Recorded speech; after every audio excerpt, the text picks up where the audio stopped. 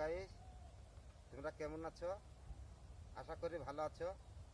আমরা এই সকালবেলায় শীতের সময় মাঠে এসেছি। আমার চাচা এই কদু গাছের মাচান করেছে, তাই দেখতে এলাম। এই কদু গাছ দেখছো তোমরা সব, ওই গোটা ভুঁই। তার শীতের সময় আমরা মাঠে এলাম। পালং শাকও লাগাইছে। দাদার কাছে একাটি পালং শাক নিলাম। এই দেখো, শাকটা বাড়ি নিজেই রান্না হবে, তাই নিলাম। কটা রসুনও লাগাইছে আমার চাচা, খুব চাষি ভক্ত, চাষ করছে। আর কদু দেখছো, ওই দেখো গাইস, ওই মাচান সব একবারে গোটা মাচান, একবারে এইগুলা বড় বড় কদু হয়েছে, বেচিছে। আবার জালি কদুও মেলা ধরাটা এসছে। তা আশা করি গাইস তোমরা সুস্থ থাকো, ভালো থাকো।